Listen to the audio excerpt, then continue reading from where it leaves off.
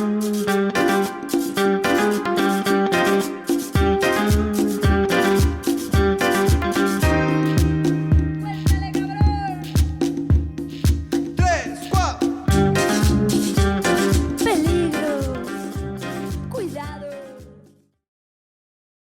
of the peculiarities of Peru is that it's a country that begins to experience a kind of a reformist and revolutionary movements begin in the 1920s and 1930s.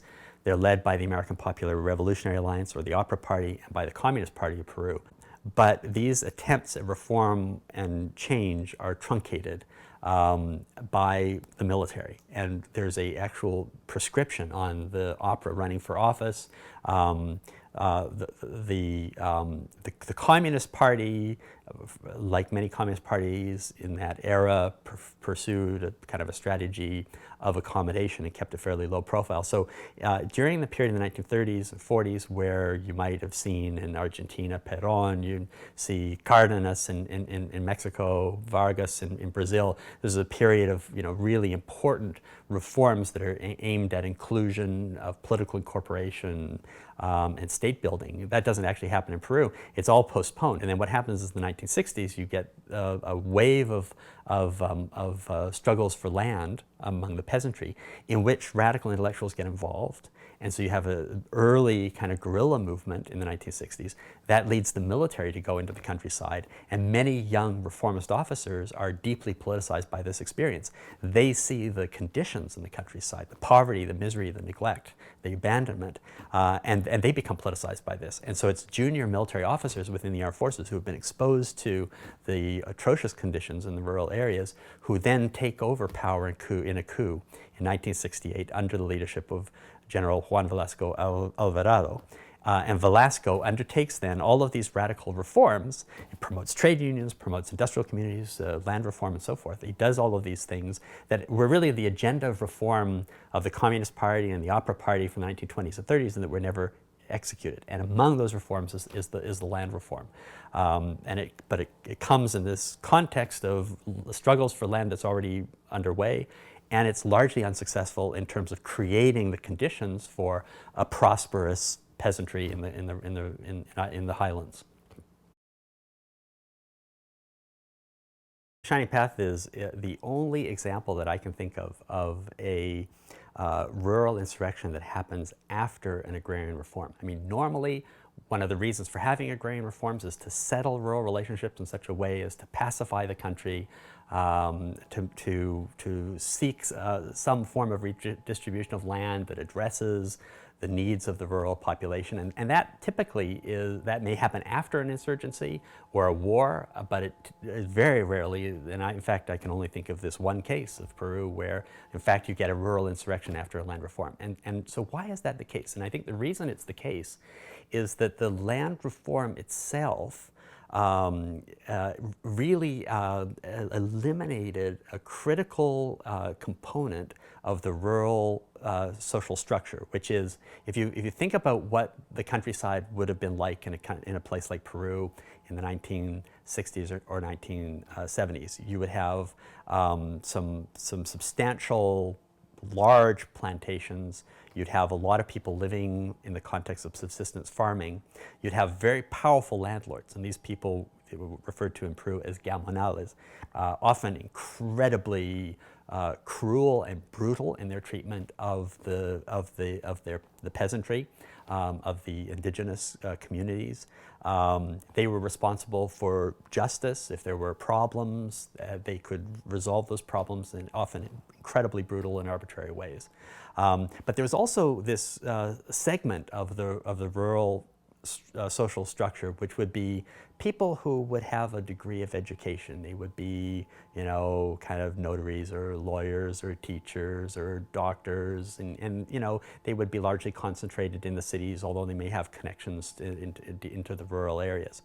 And that group of people, when the land reform happened, in a sense, they were hard hit. They were sort of, their raison d'etre was kind of largely eliminated. And so it was from that strata that the Shining Path heavily recruited its leaders, and that those people were sent into the countryside to work with the indigenous population. There's some extraordinary stories about how that worked. But essentially, the Shining Path, which was a splinter of one of the mainline radical parties, the Maoist Party in Peru, starts in the 1960s, and then during the course of the land reform, mobilizes people in the rural areas and prepares them for what they called a prolonged people's war, which was this, classic sort of Maoist strategy of mobilizing the peasantry, building a base in the countryside, and surrounding the cities, and ultimately provoking an insurrection that would overthrow the state. It begins in Ayacucho in the Central Highlands, an area that had been almost completely neglected by the state. If you look at things like social expenditures on healthcare, education, that sort of thing, Ayacucho received almost nothing from the central government. So this is an abandoned area. And of course, the land reform actually led to a collapse in rural production. So the land reform was carried out by a military government. They essentially redistributed the land, but they didn't follow up by providing training, credit, support for the new rural producers. And so a lot of production just simply collapsed. And so there was hardship. And again, that's a critical part of why we see an insurrection following this land reform. And so there's real hardship in the countryside. And then you have this effort to mobilize the population in part against the center, against Lima. But of course, in the world of the peasant, the typical peasant in a remote part of the highlands of Peru is not typically concerning themselves with the bankers in Lima or the generals of the armed forces. The biggest irritants for them are going to be within their local community. It's the repressive tax collector, it's the mayor who is harassing them, it's the thief, it's the cattle rustler, it's the person who within your community or in a neighboring community has stolen from you or raped your daughter or something like that. And so what the Shining Path would do was it would come into these abandoned areas and say, we are here to provide all of those services. If somebody has been stealing cattle, we'll track them down and we'll kill them in public. And that gets a certain amount of public support. Here at last are some people who are well armed and who are prepared to look after our community. And of course, then the army comes in and says, well, who are the collaborators with the Shining Path? And whoever was victimized by the Shining Path will then point out the collaborators. The military will shoot them, and then you get the cycle of violence occurring, repression and counter-repression. And it's in that context that the Shining Path was able to gradually grow and accumulate strength, because the reality was these were people who spoke Quechua, these were people who understand the local community, and they understood what their needs were. The Shining Path surprises everybody. In 1980, on the day of elections following the decision of the military to withdraw from its active role in government, they've convened a constituent assembly, written a new constitution, elections are held, and on that very day that elections are held in 1980, the Shining Path announces its presence by burning ballot boxes and declaring what it called the Prolonged People's War. It at this point comes out of the work of below the radar clandestine organizing to beginning to actively challenge the government. And you begin to see then the newly elected government of Fernando Barón de Terry. Barón de Terry was the president who had been deposed in 1968. He doesn't have a good relationship with the armed forces, and he doesn't really want to have much to do with this conflict, because he worries that getting embroiled in the conflict in Ayacucho can only enhance the power of the military, and he's keen to keep the military role to a minimum. So he doesn't really respond to it very, very effectively. When the military finally does go in, and this is the worst period of the war, 1984, 1985, it goes in with the predictable brutality of a military that treats this as if it were some foreign occupation. And they massacre people, and of course this just causes the Shining Path to grow. And so, by the late 1980s, the Shining Path is expanded. It's also under substantial pressure. And so you begin to see some movement out of Ayacucho, partly accompanying the waves of migrants that leave Ayacucho into the cities. And they begin to be more active in the cities. Some of it around the prisons where Senderistas have been detained. Car bombs begin to go off around Lima, and people begin to recognize this is a really serious conflict. And in fact, by the late 1980s, by around 1990, there are even people who are talking about a strategic equilibrium, that at this point the war could go either way, which I think is actually an exaggeration. It was really never the case. When the Shining Path begins to move into Lima, it's already substantially weakened in the countryside, and operating within the cities presents a whole new set of challenges that they're going to be unprepared for. But the reality is the people are starting to see car bombs going off all around them, and in Lima, right? So this is no longer something happening in an isolated part of the country. This is now happening in the center of the capital city, and nobody seems to be taking on the challenge of actually confronting this insurgency. Certainly, Garcia had failed. Belaunde had not even tried, and along comes somebody like Alberto Fujimori and says, "You know what? I'm going to stabilize the economy. I'm going to implement the kinds of economic measures that'll bring hyperinflation, which at this point had reached Weimar levels. I'm going to stabilize the economy, and I'm going to take the war to the terrorists. I am going to fight back and demonstrate the will to win that's necessary." And that, I think, generates a pretty substantial, broad support for Fujimori.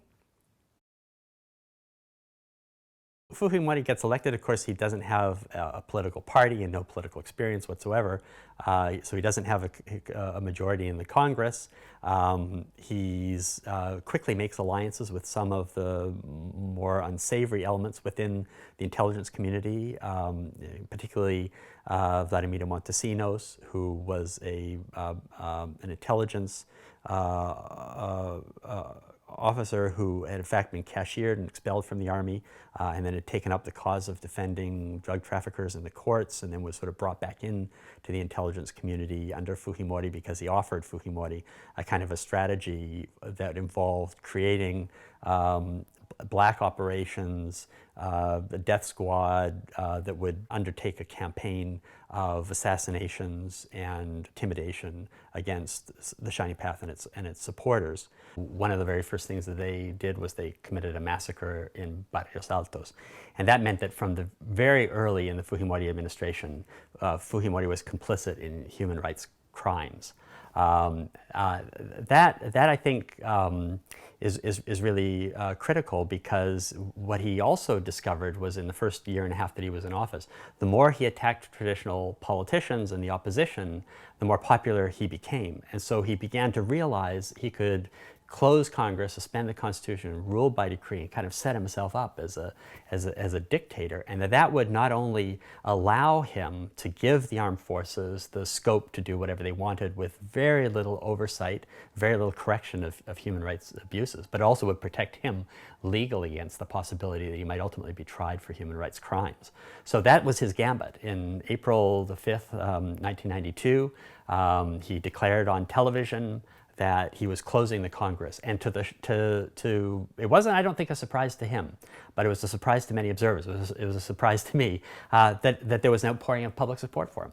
70% of Peruvians, according to one of the polls, endorsed what Fujimori had done, and the reason was because it seemed like somebody was now wearing the pants, right? Was taking the tough measures that were going to be necessary to stabilize the country, to fight the insurrection, and to restore stability to the economy. And the incredible thing about Fujimori was he was very lucky, because within months of the coup, the leader of the Shining Path, Abimael Guzman, was in fact captured. Not thanks to the Autogolpe. There was nothing that Fujimori had done that really contributed to this. It was actually meticulous police work and investigation that led to a stakeout around the safe house that Guzman was in, and ultimately to his capture. But that was a critical moment. I remember seeing people in tears, crying, that the relief that they felt, the burden that had been lifted from them, that maybe this war was over. And indeed, it really was. Once Guzman was captured, it was relatively easy to disarticulate the remainder of the organization. There are still elements of the Shining Path operating even today, but it in no way represents the kind of threat that it did in the late 1980s. And for that, many people were very grateful to Fujimori. The political legacy of this war was just, it's incalculable. I mean, you know, something like 70,000 people were killed in this conflict. Billions and billions of dollars of material damage and losses. A deep trauma to the political psyche of the country. There's almost no aspect of life in Peru today that is not in some way affected by this conflict.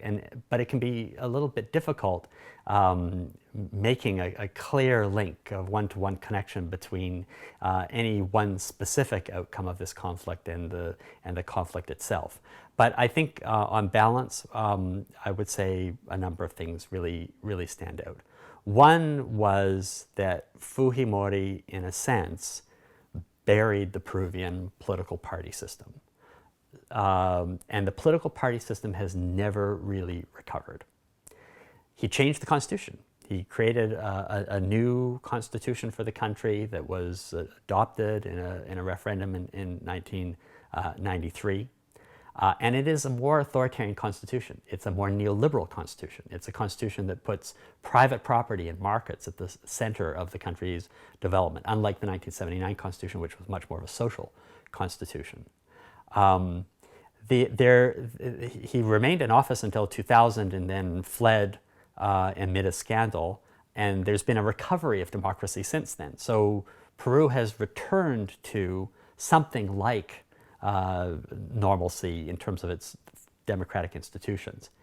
And yet, that being said, there are ways in which the democracy in Peru is not like other democracies in the neighborhood. It's a little bit more like Colombia rather than Ecuador or Bolivia. And what I mean by that is this is a country that has experienced such ferocious repression that there is still a deep fear about any kind of civil society mobilization or active opposition.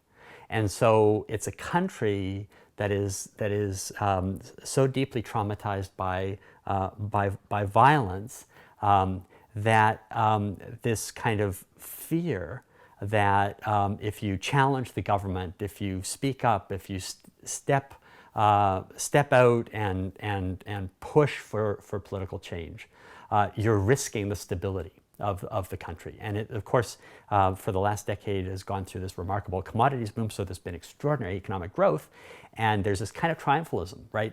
We've turned the corner, we're a middle-income, successful country. But if you scratch the surface of that, very little is actually being done to make the kinds of investments in citizenship that we talked about earlier that would be necessary to really transform the country. It's the same country, only now it's rich. But you don't see the investment in public institutions. You don't see improvements in healthcare, education. You don't see the process of inclusion of abandoned communities in the highlands. There is some redistribution of wealth. There are clear material improvements in people's lives. You know, you look at the footwear that people, that's how I always sort of assess whether people are better off.